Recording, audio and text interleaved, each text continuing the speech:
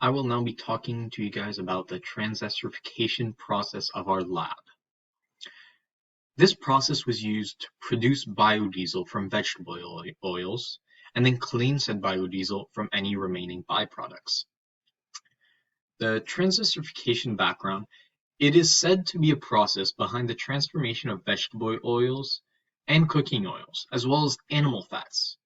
And it happens, to create biodiesel, and it happens when an alcohol reacts with glyceride in the presence of a catalyst to produce fatty acids. A bit of background theory on transesterification. One experiment conducted by some students at the University of Sains, Malaysia, found a method to transform fatty acids into biodiesel with an almost perfect rate of transformation. To do such a process, there is the necessity of a chemical known as calcium oxide, which was used in the earlier process of esterification to absorb the water produced by the esterification. A brief protocol and setup. Firstly, we had to add the calculated amount of KOH found earlier and 14 milliliters of methanol into a 50 milliliter beaker, cover it with parafilm, then throw it into a machine so it can stir till the KOH is fully dissolved. Then we had to place 350 milliliters of water on a hot plate at 50 degrees Celsius. Then we had to place an air Lemaire flask with 55 milliliters of oil inside of it into the water, as shown to the right of the protocol.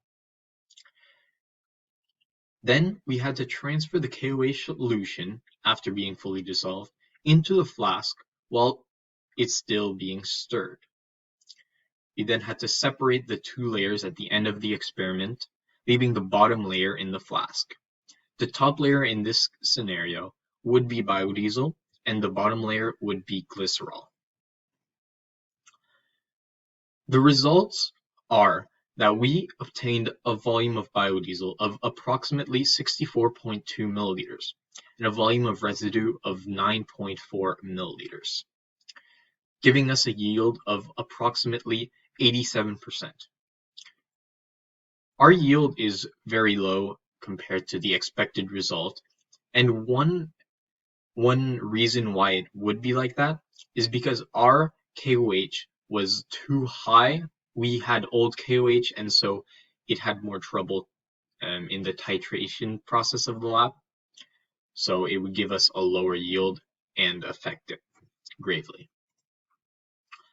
Biofuels are, in general, any fuel that is derived from biomass. And by biomass, I mean plants, algae, material, or animal waste.